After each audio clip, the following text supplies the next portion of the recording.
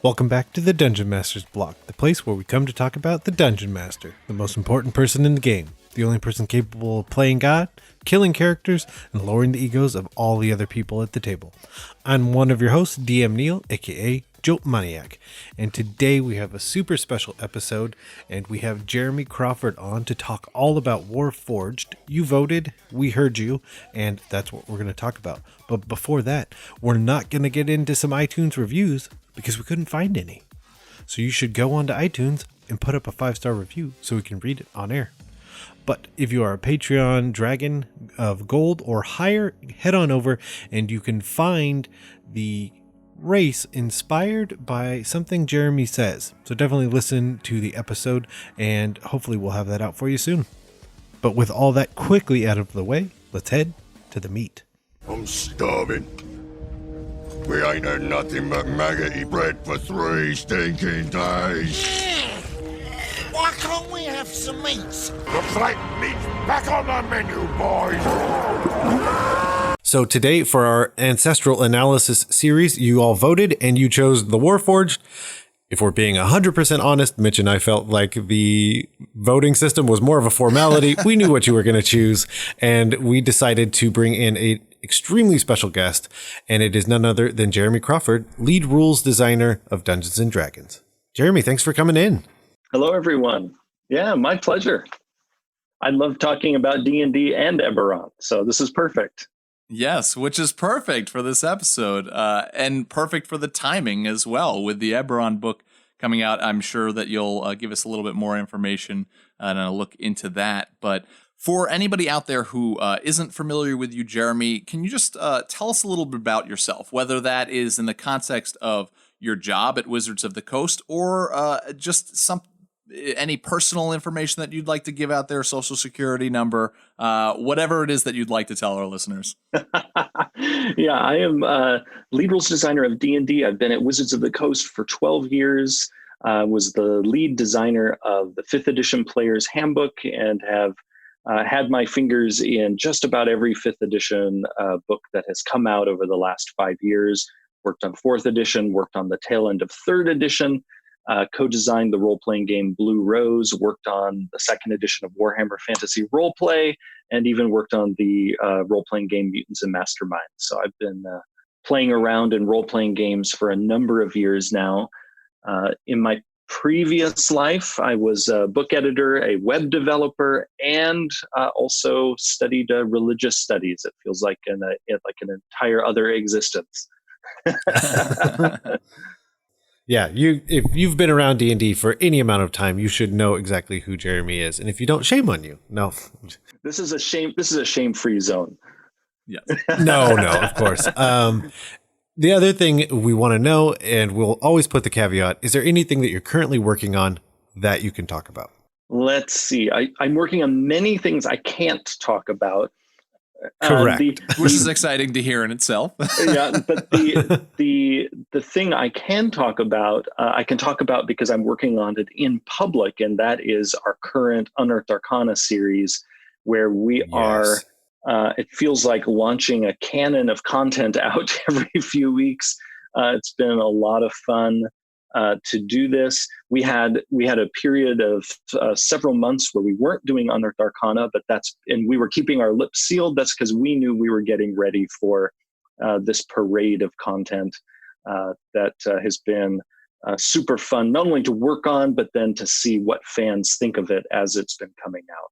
That methodology has been one of the greatest things to see in the design approach to D&D, understanding that it's the fans that need to love it, and so then it's literally just like, here's our ideas, boom, like you said, that cannon shot, and then seeing how the community responds and having that open dialogue back and forth right there in the public. I think it just shows how much you guys care about what's going on.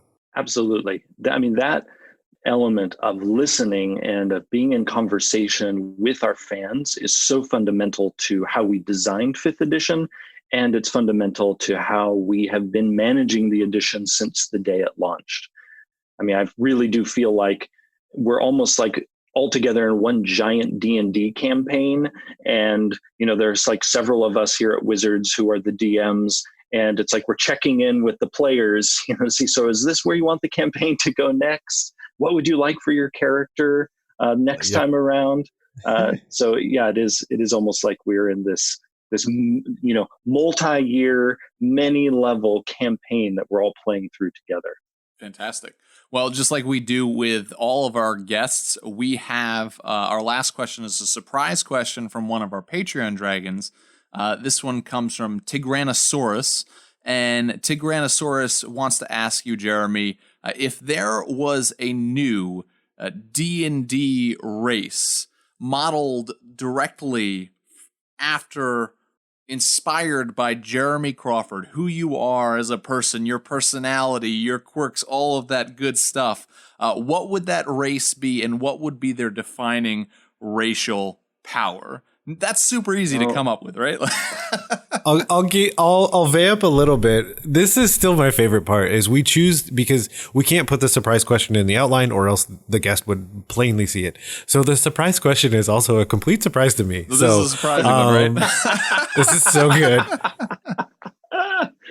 So I think it would have to be a race with shape-changing abilities. So, I mean, and it's appropriate we're talking about Eberron today because we do have the Shifter and the Changeling, two different races with shape-changing abilities.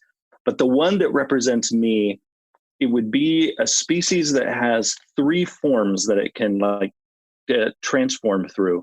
So one would be a hag form that has a nasty sense of humor and is pretty cranky, but at the same time actually really just wants everyone to be happy and gets cranky when they're not behaving. But then I would also have a unicorn form for just ripping around through the woods and being colorful and glorious. And then finally, I would just have a form that is an old sage that likes to just sit in an armchair with a book. I love it. And can talk and talk and talk about whatever it is that you want to talk about. That sounds fantastic. That sounds like you have a whole race there that's developed that it almost sounds like, I want to say like mood ring is coming to mind, like where you're at that moment defines your form, right? And that's fantastic. I think if we were to ground it somewhere in the D&D multiverse, given how I described it, it would most likely be from the Feywild, and live in a nice tower in the woods somewhere, and then again go from one form to the next depending on the situation and the mood.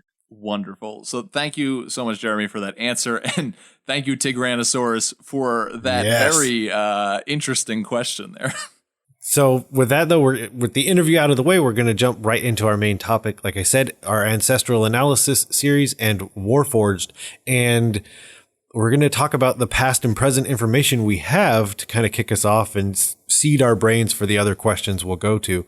But one of the big things I think is it's one of the shorter lived races in a lot of aspects, both from how long it's been in D&D and how you look at it even when it's placed in the world. I think one of my big questions, Jeremy, to you was what are some of the key ways that maybe Warforged look different with this new release? Well, so first I will touch on real quick their history of in the world of Eberron. Warforged were originally created by House Cannith, one of the great dragon-marked houses, to be weapons of war in the last war, the catastrophic continental war that consumed all of the continent of Corvair. And they really were originally meant to just be war machines, but war machines with a humanoid form. And then they woke up. And the Warforged gained self-awareness. It was discovered they had souls. They became a people. And then the war ended. And so the entire purpose that they had been built for, which was to fight in that war, that purpose went away. And so you have a people that, relative to the other peoples in the D&D multiverse, are essentially like babies. And they're trying to figure out, who are we? Our purpose is gone. And so they have this existential question looming over them that certainly every individual, not only in D&D, but even in our world, has to answer the question, why are we here? What are we going to do with the time that's given to us? But Warforged in particular, because they basically started, and this is sort of a dark part of their past, they started as product, and now they are people. And they also have to fight then that perception in the people around them, because anyone that they meet, because the last war just ended, some years before, people around them remember. If they, let's say I'm a Warforged and they meet me, they remember I was originally made as a weapon of war. And so there would be many people who aren't sure what to make of this new people, of these metal clad beings clumping around, who might have been on a battlefield a few years ago, might have been slaying family members of the people they meet. So it's a heavy story that a Warforged in the world of Eberron has, but it's also a story of great opportunity because each Warforged gets to decide entirely who they are. Because the other thing that sets them apart from everyone else in the D&D multiverse is they know exactly where they came from.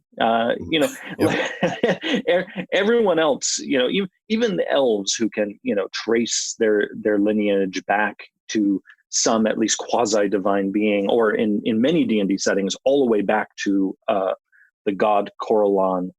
There's still, though, for an elf, a kind of mythic haze over their background. Whereas for a Warforged, there's no haze about it. It's basically like, I was made in that factory down the street. So there's a tremendous clarity about where they came from, and then a completely open road ahead of them in terms of where they're going. That existential context that I'm talking about is really how we treat them in the new book, Eberron, Rising from the Last War. They are, again, a people who basically have been handed this blank canvas. Well, almost blank. It's a canvas that is blank, except for the part that was painted in of they were made for war.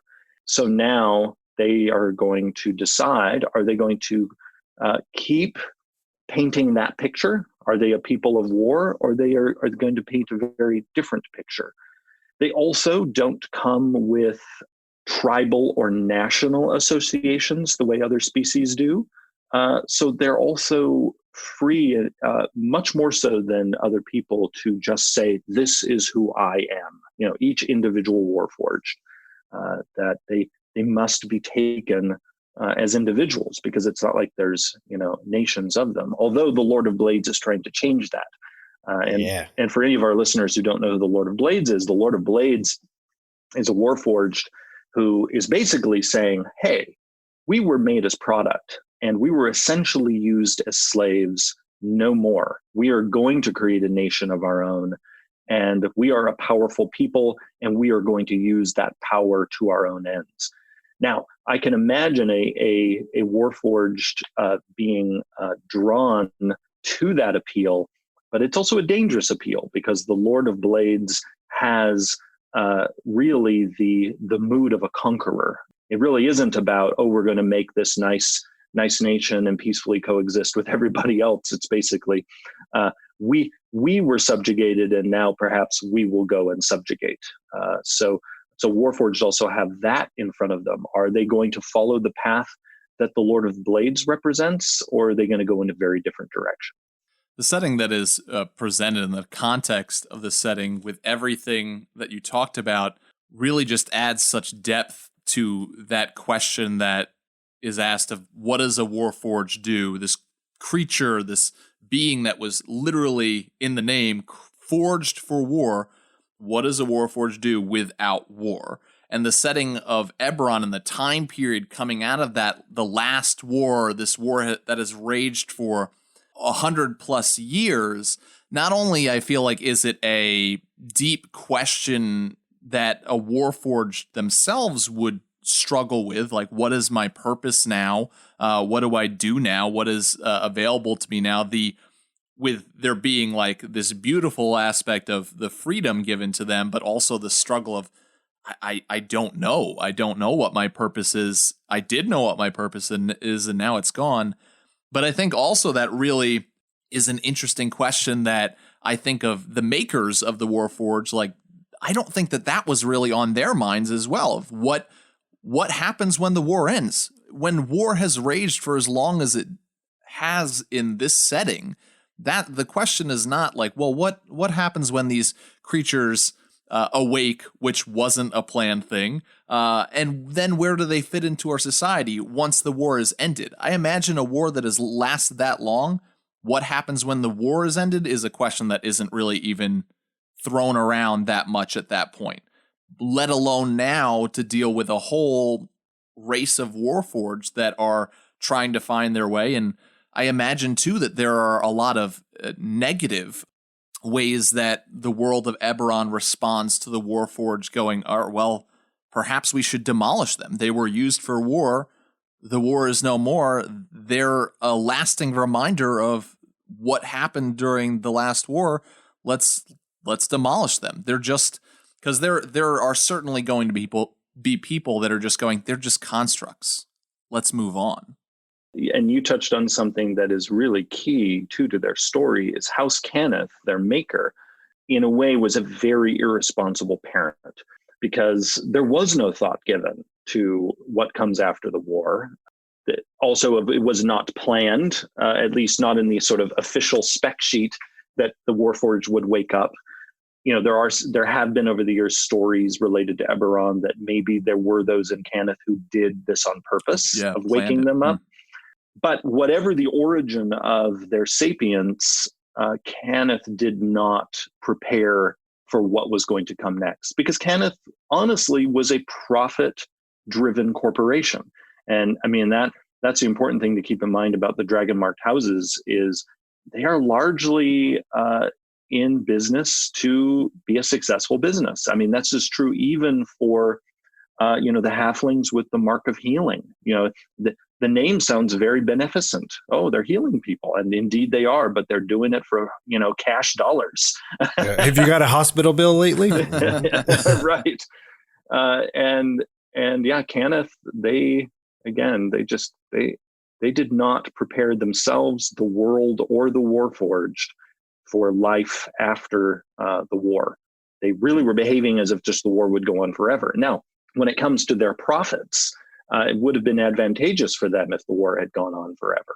And it's really because of the day of mourning, the catastrophe that basically shocked everyone out of their war fever, that the war finally wound down. And then now the people of Corvair are left to, pick up the pieces. Like, holy moly, where do we go next? Yeah, I think that's such a good point. It's kind of that classic idea of like, not should we, can we? We can, so we will. And the dollar signs just show up in eyes and off we go. We just start cranking out Warforged. It's such a good story. I feel like we can kind of move into this because I really want to, because I want to say something very specific. The idea of adding Warforged into your world, I would be so hesitant to take away and give them a long storied history in your world because of how much that like you said, that empty canvas. It's that empty canvas forward. It's that empty canvas behind. Like, not only can you say I was forged in this factory, I can tell you on what day, and I can literally point to the two that were like forged before and after me. I can tell you everything, but I can't tell you anything before that. Because even if you think about these long-lived races, when they step out of that war, they have to answer some of the same questions because the war isn't happening anymore, but they have the ability to look back on who they were before and start answering questions. And don't get me wrong, there will be these arguments and these different sects of, let's say, elves again. Like, these elves feel this way, these elves feel that way, and they don't want to talk to each other. But they can fall back on that history. Every Warforged has nothing but that stamped date to look back on. Yeah. And even that could be the whole essence of the Warforged, to find who made them. To go back to House Cannith and literally find the person that stamped them on that day. So yeah, adding Warforged to your homebrew world, I would be so hesitant to take that away from their history. So I have actually, over the years, I have introduced Warforged in my home campaign setting. And the thing that I do is, first off, in my setting, I don't have the last war. So, if Warforged show up, they're not going to have that epic, sweeping story that they have in Eberron. But the thing that I always preserve is that they are a produced people. And so you can end up actually having a lot of that cool existential storytelling. And often what I'll do in my setting when I have them show up is also change their look a bit. I usually have them sort of looking almost like clockwork soldiers, but who through an accident of magic woke up. And because of that, they still have to grapple with all of the same things that the Warforged have to grapple with in Eberron of like, what am I going to be now that I, woke up and that I'm a person and I know I was made on that workbench over there. And, unlike other people who have this long history that they can dip into when they start thinking about who they are and who their people are, it's like I, as this clockwork person, I have to decide everything for myself, which is both sort of amazingly liberating, but also kind of terrifying. It is interesting, too, when you're talking about a homebrew setting, because I think not only do you need to ask yourself, like, what is the origin of their creation? Like, were they created, like it's said in the name, Warforged for war? Or are they created for, maybe in your homebrew world, they're just called the Forged, because maybe there were some that were created for war, some that were created for gardening, some that were created to be merchants, whatever the role is that fits them. But then you also have to ask yourself, was this sentience, was it like in Eberron, this seemingly, because we said that there are stories about it not totally being an accident, right? But was it seemingly this accident, or was it on purpose? Do the creators of the Warforged in your homebrew world, did they create them to have free will and want to give them a life to be able to go out and choose their own? Because to not have that really can lead to a whole different perspective for this people of you. I think of in the Eberron setting, like a Warforged struggling with, you either embrace like this sense, and we get this idea that some Warforged are sad by the war ending because that was their purpose. And they're just like, but that's what I was created to do. And almost like a veteran who is just like, now I don't know what I am supposed to do with my life, and searching for that purpose. And maybe they fall back into being a guard for a king or a bank or whatever. They still try to find that war tactic like duty. But then you also have another side that a Warforged can look at that and be like, I was never asked if I was okay with war, if I was okay with this war. I was never even asked if I was okay with the act of killing another person. I literally have a sword grafted onto my hand, but I was never asked if this was something that was okay for myself. And yet I was sent to war and I killed many without being asked that. Like, that's something that's really an interesting role-playing struggle for a player who chooses to play this race to go through, whether it's in a homebrew setting or in the Eberron setting. That really can lead to a lot of different paths for a player to choose how their Warforged acts and thinks. Yeah, absolutely. And if you're taking these people with all of those weighty things ahead of them that they have to deal with, one thing you can also consider is maybe they're not even really a race in another world, that there might just be one. Like, the person in your group who's playing a Warforged in a world other than Eberron, as far as anyone knows, that's it. They are the only known example of this people in that setting. Something you said that sort of rang a bell for me to bring up that gets at some of also the prejudice that Warforged have to face is, many people will see them as, again, these weapons walking around, but that is only true for some of the Warforged, because part of the Warforged story is that given the fact that they were being essentially pumped out by House Cannith, they were coming off the assembly line, some of them had to have been made close enough to the end of the war that they actually never saw battle. And so you will have Warforged who, even though war is in their very name, never actually fought in the war and have never been violent in any way. Yet even those peaceful Warforged who have never drawn blood still carry around with them the burden of being viewed as a weapon. That's my favorite idea as well, is just because you create, I think we're so focused on the idea, and it's speaking to the prejudice that you're talking about in the world of Eberron or wherever you have them, that they are Warforged. That means all they did was go kill.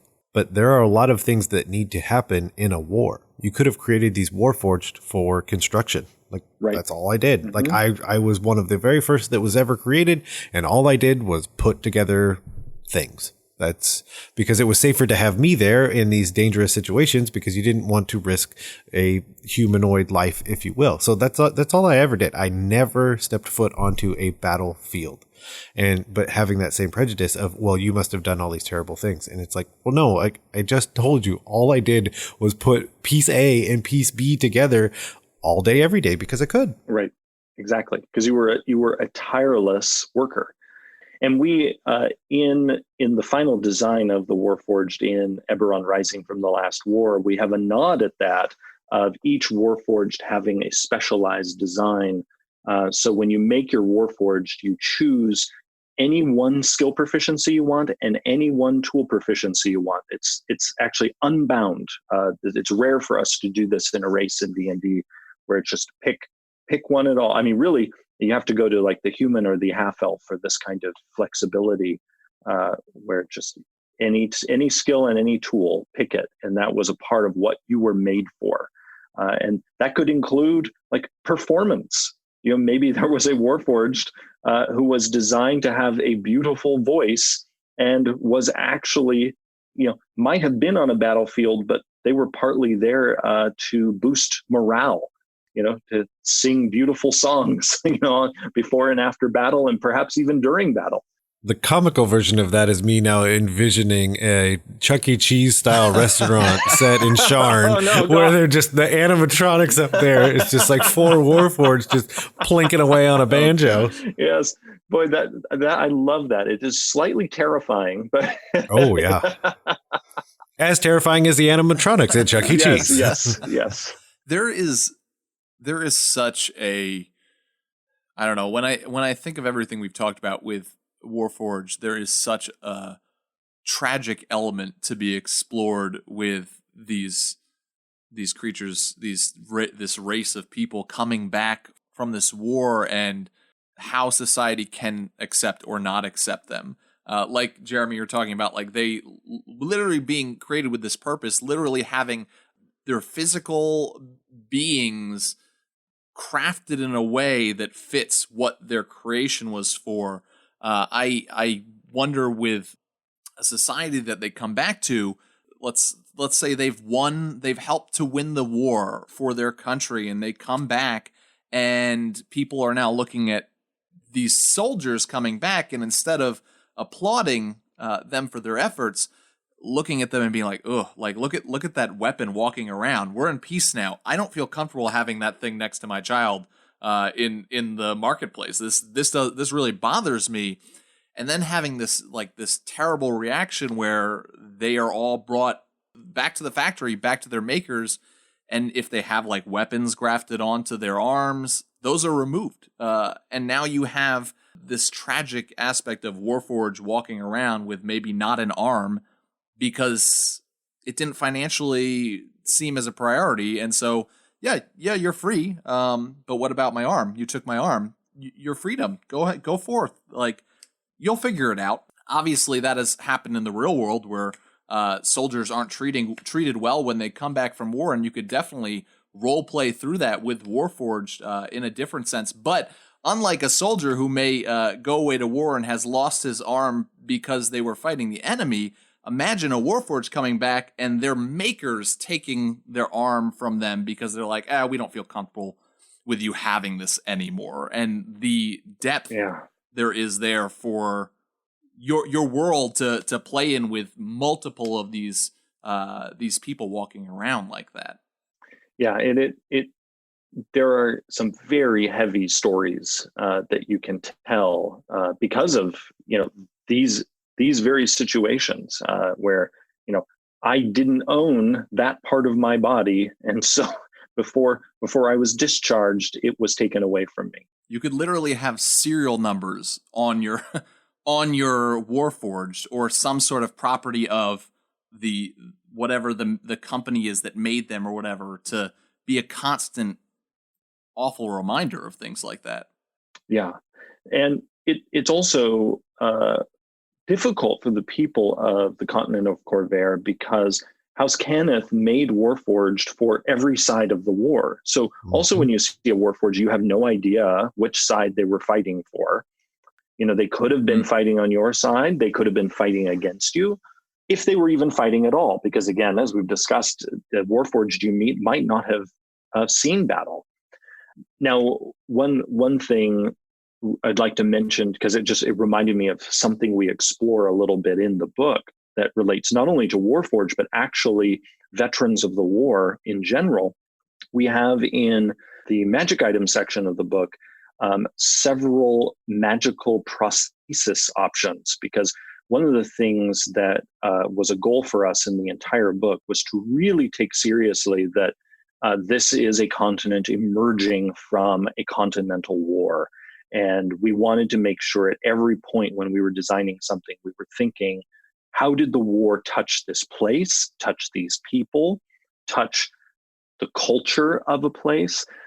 And we realized that something that has not been depicted much in the past with Eberron is the effect of war on people's bodies. And so there are a number of paintings in the book where we actually show characters missing limbs.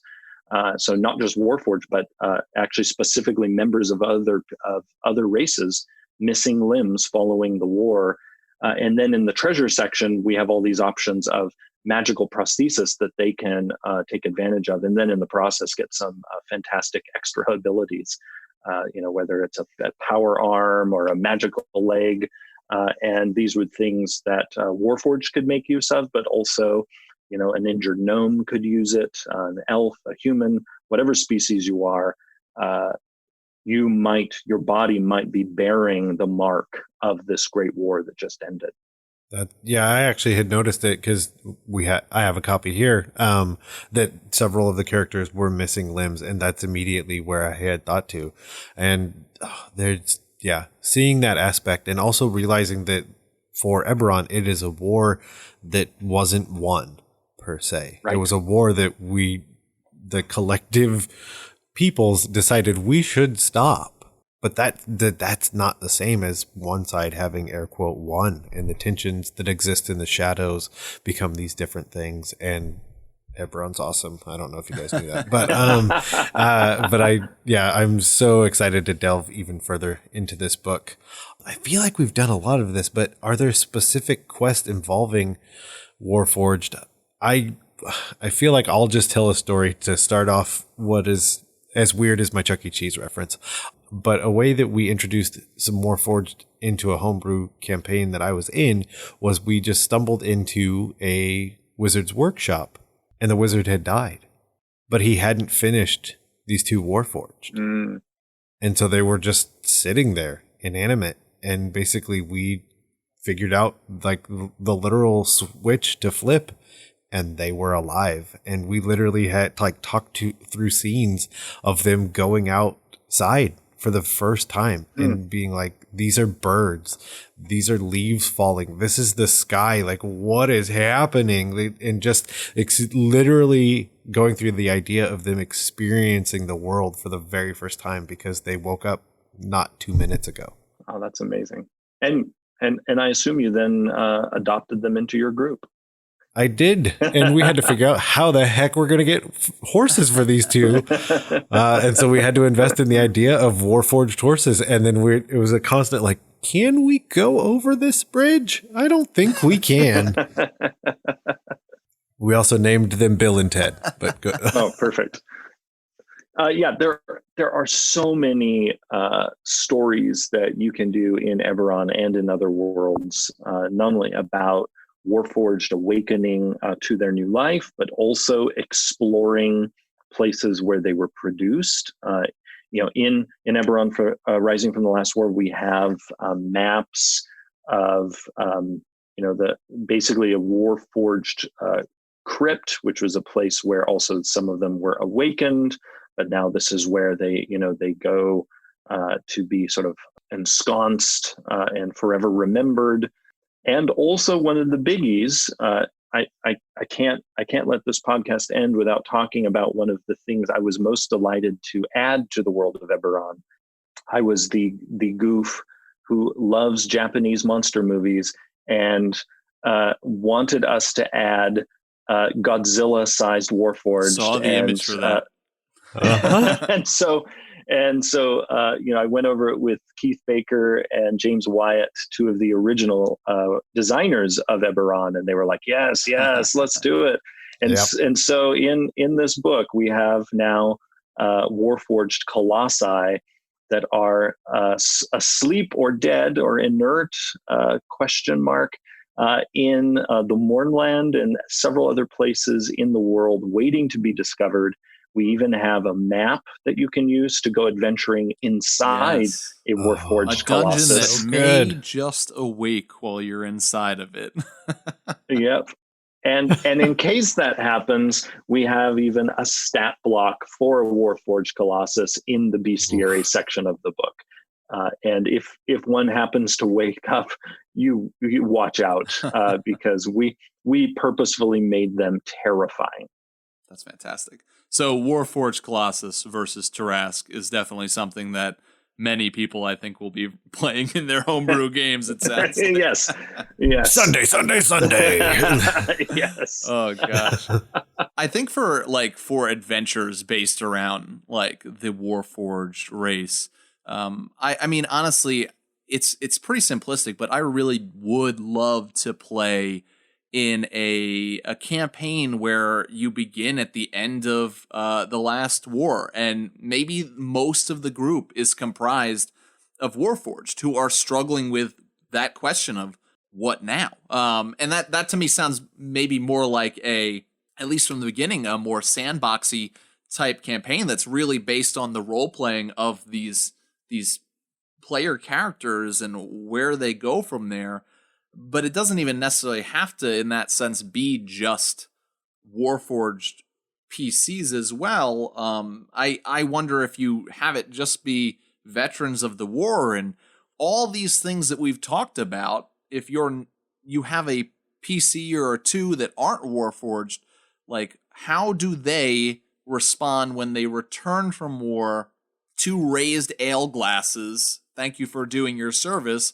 But maybe other people are looking at their brothers in war and treating them not like victorious soldiers, or whether it was victory or not, but not like respecting that and treating them like objects, or just even objects of disdain, and how you have your table and throwing that out as like something to be played with in that type of adventure. But then the other adventure that comes to mind is we've talked a lot about the age of Warforged and how it's like they haven't been around for long, but I do also go, yeah, but you can, especially in a homebrew world, go, maybe we're playing some Warforged that have been around for millions of years, and where they were made, because that's something that we've talked about, where they were made, because that's something, they're constructs. They could literally live forever if they're constantly repaired, right? And like kept up, and maybe they learn to do that themselves. So maybe the whole adventure is, let's find out where we came from. Let's find our origins. And that may lead you back to some ruins of some place because it's been so long.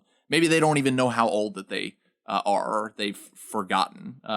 It's an interesting thing to play with. Does a Warforged remember everything from their life, or after a while does it become hazy? Do they forget? Is there a rebooting at some point? Questions to play around with in a homebrew world. Absolutely. And because we leave the question open on how long can they live. In the world of Eberron, they haven't been around very long. So really, it's an open question. Like, can they live Is there a forever? battery As life? long as right. What do they have an expiration date? Only some of the geniuses in House Cannith might know the answer to that question. But since their awakening, the Warforged awakening, was not supposedly a part of the original design, that then also causes us to question how in control were the Cannith engineers of this project. And so it means that there are a lot of mysteries about the Warforged, both in the world of Eberron, and there can certainly be a few to plop them down in another setting. You could also discover in another setting that the Warforged might have originally come from a mysterious crashed spaceship in in the Barrier Peaks. So, like, if you're in the world of Greyhawk and you want how can I incorporate Warforged? Well, you have a spaceship over there in those mountains that the Warforged in that setting might originally have emerged from. Oh man, and what a reveal to be playing that in a homebrew setting and have that be the reveal of where they came from, and then your players start to think and they're like, wait, does that mean there's a whole planet or planets out there of Warf? Oh my goodness. Like, and who created them? Were they lots of questions come from a little thing that you can drop into your world like that. One thing too, by the way, that we've done in the new book with Warforged is we wanted to really make a distinction existentially between essentially the Warforged who have not woken up and the ones who have. And so in the past, all Warforged were considered to be constructs. In their 5th edition incarnation, we made the decision that the Warforged who have full self-awareness and essentially have souls have so radically changed from their original design that they have actually become humanoids. So to the game system, they are humanoids, whereas Warforged Titans and Warforged Colossi, the ones who are still sort of more machine than person, they are considered by the game system to be constructs. So the playable Warforged have something has changed, not just their awareness has changed, but like their whole being has changed by awakening to selfhood. Awesome. So I can't get this out of my head, so I have to say it so that it goes away, and then we'll jump into homework. What if the life of a Warforged is attached to that soul? And basically, if the soul is tired, the Warforged would pass on. And the idea that like just a Warforged living their best life could just theoretically just live forever. Boom. With that. I love that idea. Yeah, yes. Yeah. So we're going to throw out some homework. I air quoted. I don't know if I did it hard enough that you can hear through the podcast, but the idea of things that people could go watch, read, or interact with to get ideas for Warforged, because I love doing it. I'll throw out a couple and then we can go from there. I have a comic book. If you're not reading Atomic Robo, you totally should. It is glorious and can give you a ton of ideas of what a Warforged can be and how they interact directly with humans on a consistent basis. For a TV show, you should go watch Almost Human because it's great. And basically, it's an officer that is viewed as there is that sapience where before there was only sentience, and the interaction that they have as an officer. And of course, you should also watch iRobot. Let's be honest. Yeah. Because it's literally an emerging society of robots, and they like start doing art and all these other things. Like, I don't know if you could find a better movie to at least get the ideas of how you could introduce and have Warforged in a world. I would to those great recommendations, I would add both of the Blade Runner films, because the replicants in those stories are actually grappling with some of these same questions of selfhood that Warforged have to grapple with. The character of Data in Star Trek: The Next Generation, also another great example of essentially a manufactured person discovering themselves. In terms of sort of an android-like person developing relationships with people, but also having to confront prejudice, I actually love the animated film The Iron Giant. Who doesn't? So I think, yeah. And so I think actually The Iron Giant is also a great homework when pondering Warforged stories. Warforged classes. And is also, so if you look at the art of at least one of the colossi in the book, it may or may not have been slightly inspired by the Iron Giant. And the voice is definitely done by Vin Diesel, as is the Iron Giant. Yes. So this one is a little more sort of off the beaten path of sort of android stories or robotic people gaining selfhood, but it has to do with a person being a weapon of war and deciding who they're going to be next. And that is the graphic novel series Monstrous. Yes. Where, you have this fantasy world that is clouded over by war. And the main character, she is basically this walking weapon and is constantly grappling with how much of a weapon am I going to be and how much of the rest of my personhood am I going to allow to flourish. Oh, that is a great one and a great comic just in general. Oh, I love Monstrous.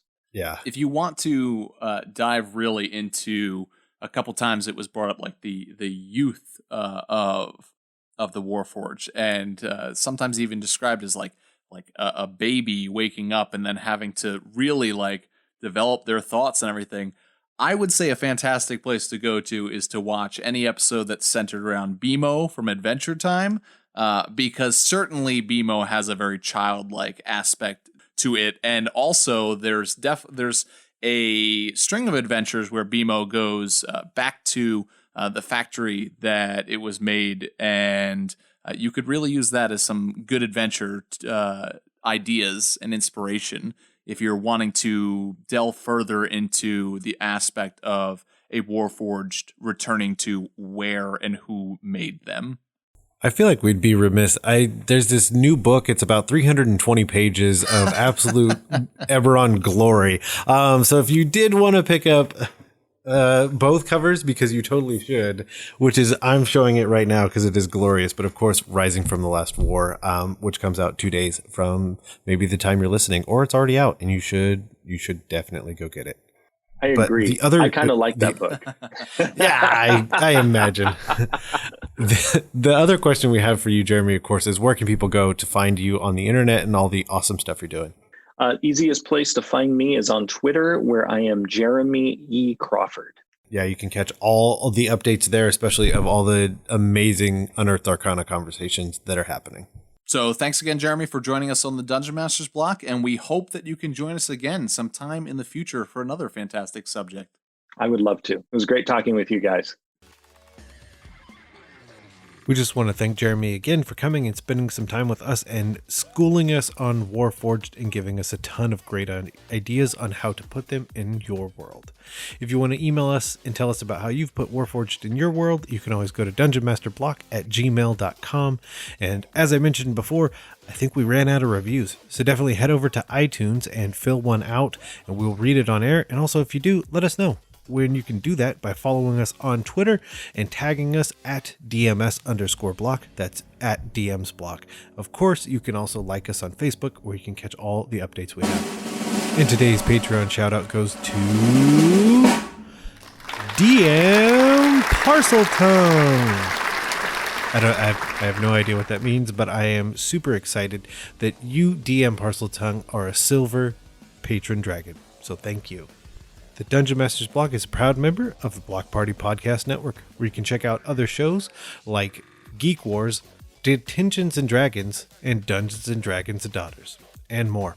Again, we just want to thank you for taking the time to listen to the Dungeon Masters Block, the place where we come to talk about the Dungeon Master, the most important person in the game, the only person capable of playing God, killing characters, and lowering the egos of all the people at the table. I'm DM Neal. Good night, good luck, and keep on dungeon mastering.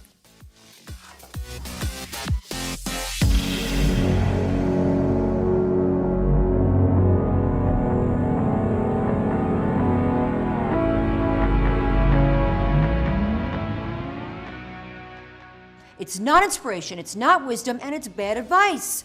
To help buy new material for your game, add microtransactions. Want inspiration? That's $5.